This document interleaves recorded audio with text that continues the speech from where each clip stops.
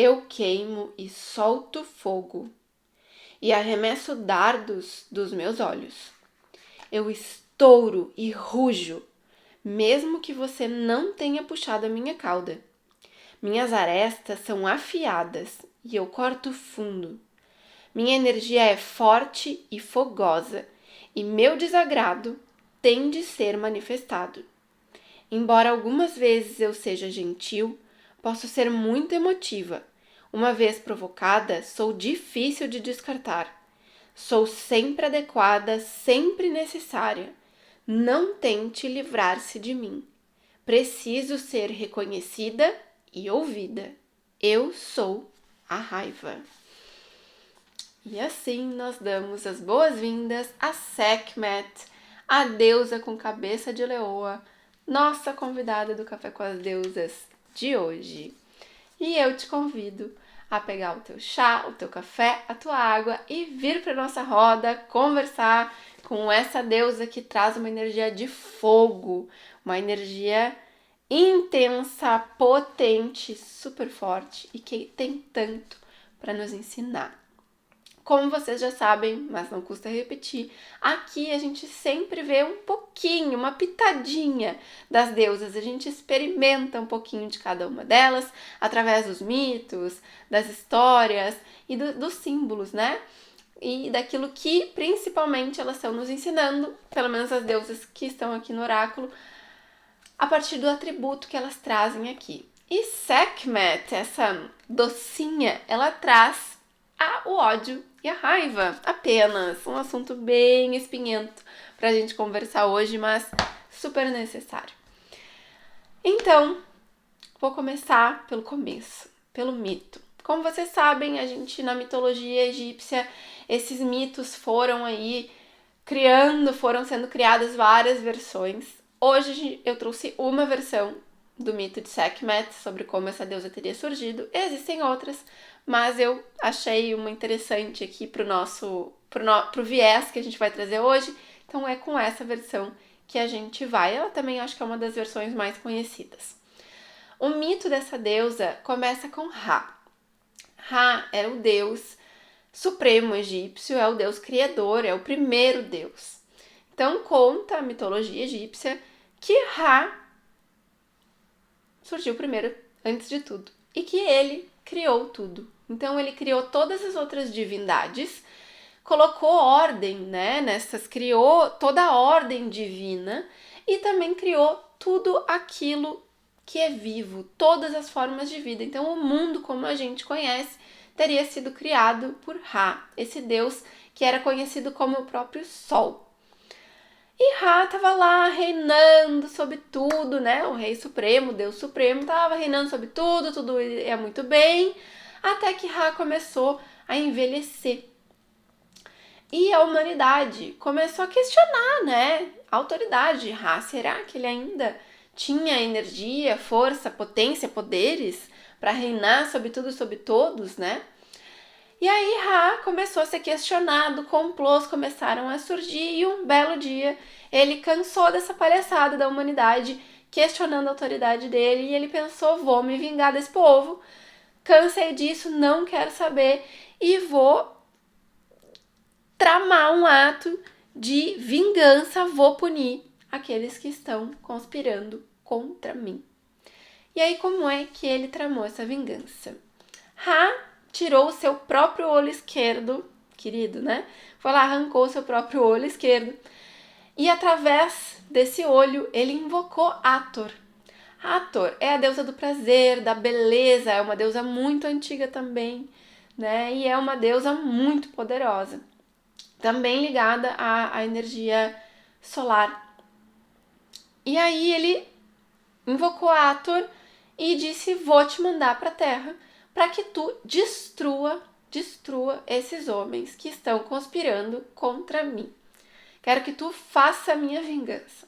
Mas ele ficou pensando, né? Bom, como é que a deusa do prazer vai usar seus poderes para me vingar, né? E ele transformou a Hathor, então, em Sekhmet. Essa deusa com cabeça de leoa, que tá aqui, que já mostrei para vocês, vou mostrar de novo. Essa deusa com cabeça de leoa. E aí, então, uma vez transformada, ele então enviou Hathor para a terra. E essa leoa saiu cumprindo a sua missão, que era destruir, matar, uma matança geral de todos aqueles que estavam conspirando contra Ra. E assim a deusa fez. Só que algo saiu do planejado. Ra não imaginava que Sekhmet, através dessa matança, fosse acabar saindo de controle num acesso de fúria. E aí começou a destruir absolutamente tudo, fora de controle. Sekhmet ia matar a humanidade inteira se ela não fosse parada, porque ela estava ali cega nesse acesso de fúria, sangrento, sedenta por sangue, matando geral. Ra não queria isso, porque ele não queria que a humanidade fosse extinta, só apenas aqueles que estavam conspirando contra ele. E aí Ra teve que bolar um outro plano, agora para tirar a deusa desse acesso de raiva, de fúria, de ódio em que ela se encontrava. E Ra, muito espertinho, mandou então que fossem produzidos milhares de jarros de cerveja misturada com suco de romã, que nessa mistura se dava ali um líquido vermelho que parecia com sangue. E Ra colocou esses vários jarros no caminho da deusa, no caminho de Sekhmet, que foi ali, achou que era sangue, bebeu toda aquela cerveja, ficou embriagada e dormiu. Quando Sekhmet acordou, o ataque de fúria tinha passado e a deusa então pôde retornar aí, né, ser levado da terra e retornar ao seu lugar, já com essa fúria apaziguada. Então esse é um dos mitos de Sekhmet. Ela aparece em várias histórias egípcias e sempre que ela aparece é assim, tacando fogo por onde ela passa. Ela é uma deusa que era mandada para as batalhas porque era uma deusa guerreira, né? Então, Sekhmet pode ser, esse nome dela pode ser traduzido como a poderosa. E ela era associada aos grandes eventos destruidores da humanidade. Então, as guerras, os conflitos, as epidemias de doenças, tudo aquilo que vinha e destruía, né, coletivamente muitas pessoas, Sekhmet dizia que era ela que estava ali presente nesses eventos, né? Para os egípcios, eles tinham que acalmar a deusa diante desses eventos. E também, quando as pessoas adoeciam, geralmente era essa deusa que era invocada. Então, ela também era uma deusa associada à cura, porque os egípcios acreditavam que somente Sekhmet, aquela que provocava as grandes epidemias, era aquela que podia, então, curar, né? Reverter esses processos. Então ela era muito invocada para curar doenças, para curar epidemias, para acalmar, finalizar guerras, para vencer guerras também, né? E a respiração de Sekhmet representava o vento quente do deserto e seu corpo era o brilho do sol do meio-dia.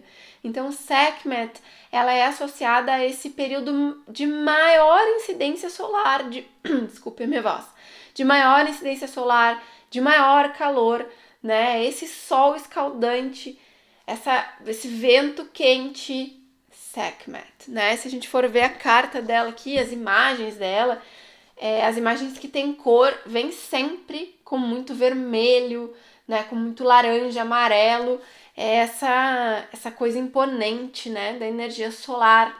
E eu adoro que Sekhmet traz aqui uma cobra, né? Uma serpente na cabeça, porque o fogo, ele é esse elemento transmutador, ele é esse elemento de transformação, de morte e renascimento. A gente vai ter aí a fênix associada a esse elemento também, né? O fogo está sempre associado a animais que trazem esse aspecto da morte e do renascimento.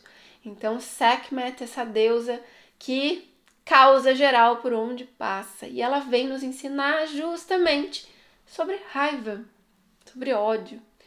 E um ponto muito interessante desse mito aqui para mim, tem 2 pontos para mim que são muito interessantes desse mito. Primeiro, a gente entender 3 pontos, que a raiva, ela tem o seu lugar, né? Ela tem a sua importância, ela não é um sentimento para ser ignorado, como bem diz no poema que eu li no início. A raiva, ela é importante, ela nos mostra aquilo que não está justo, ela é um alerta. A raiva nos fala, geralmente, sobre injustiça, sobre quando alguém ultrapassou um limite importante, sobre quando a gente está diante de uma situação de perigo, onde a gente deve agir. Então a raiva traz ação, o fogo é esse elemento da ação, né? Então, no mito, a raiva, Sekhmet, nasce dessa necessidade de ação. Esse Deus que estava sendo questionado na sua autoridade precisava agir. Então, a raiva ali, a fúria, essa energia de fogo, que sinaliza uma injustiça, ela é importante, né? E Ra, então, decide agir diante de uma injustiça, que era, né, a humanidade questionando a sua autoridade, o seu conhecimento, a sua sabedoria, a sua capacidade de governar. Segundo, a raiva coloca em movimento coisas importantes. Então foi lá, essa fúria necessária foi para a terra cumprir seu trabalho. Mas aí vem o ponto 2. A fúria, ela é importante para nos colocar em ação. Mas ela tem um poder sobre a gente que, se a gente passa do ponto, essa fúria toma conta.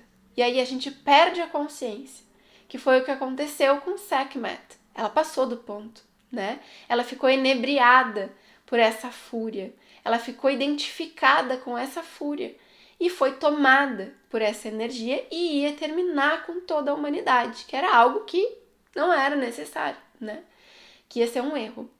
Então, isso também nos fala sobre quando a raiva passa do ponto e vira uma fúria que nos cega, que nos faz cometer atos que a gente não cometeria, né? Então, quando a gente trata alguém com violência, sem a menor necessidade, quando a gente extravasa a nossa raiva em pessoas ou em situações que não foram as causadoras da raiva, ou de uma forma inapropriada, de uma forma violenta, a raiva a gente não precisa agir com violência quando a gente tá com raiva, né? E o outro ponto desse mito que eu acho fantástico é a forma como Ra cura, né? E como Ra encontra para tirar a deusa desse acesso de fúria, que é justamente embriagando ela, né? O que isso diz para mim? Que a raiva, o que é a embriaguez? O que acontece com a gente quando a gente bebe muito? A gente altera a nossa consciência, a gente entra num estado alterado de consciência.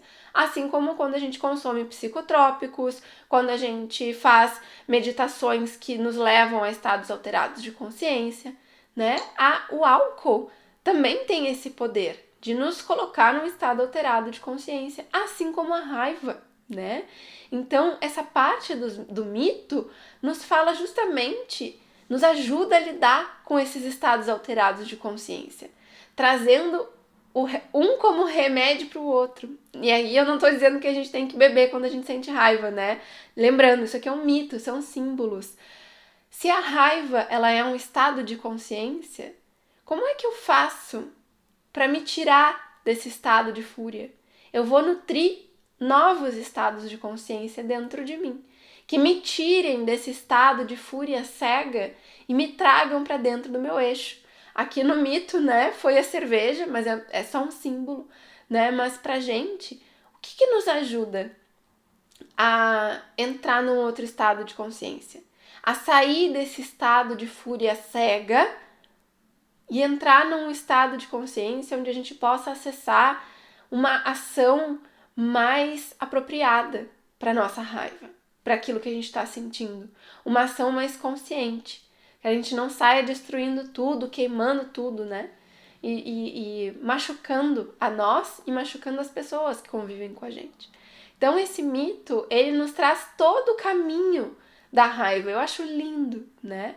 E essa deusa, ela nos ajuda, a nós mulheres, a nos conectarmos com a nossa raiva, que é importante. E a gente tem tanta dificuldade de conectar.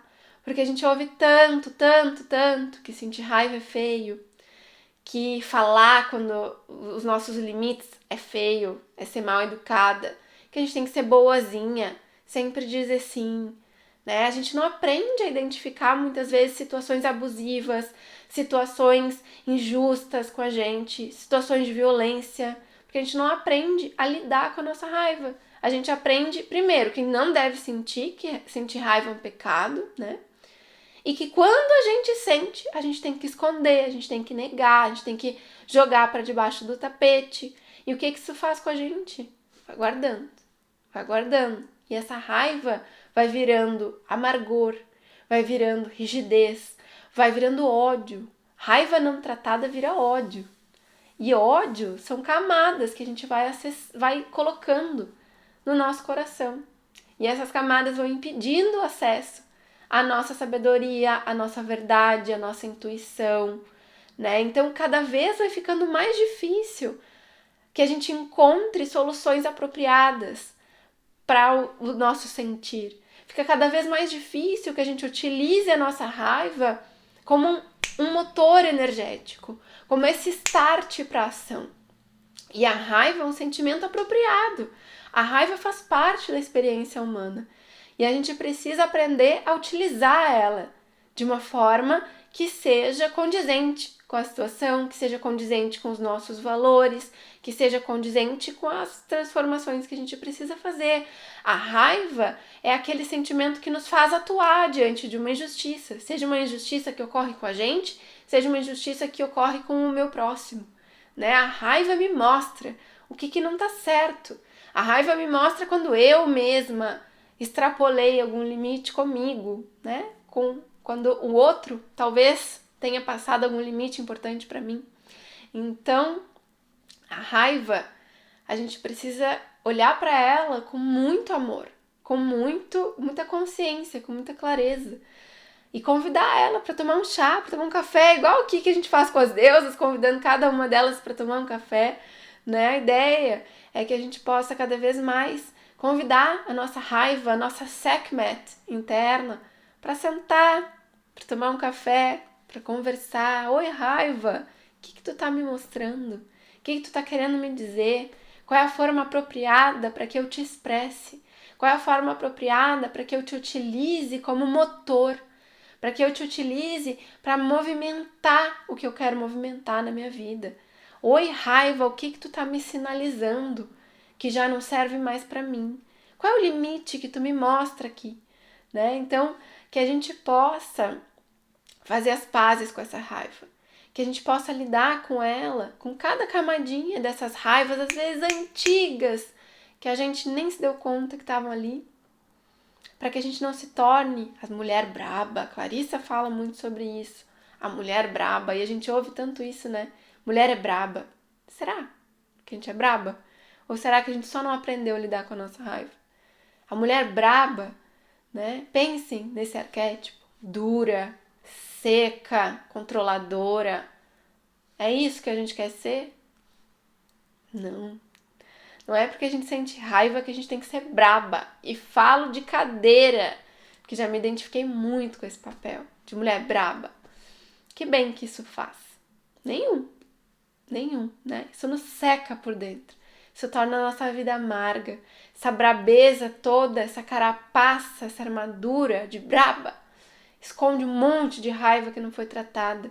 Esconde um coração que está ali muitas vezes esmagadinho, precisando ser acolhido, precisando ser visto. Esconde a nossa falta de conhecimento sobre os nossos próprios limites, a nossa inabilidade de falar, a nossa inabilidade de lidar com os nossos sentimentos.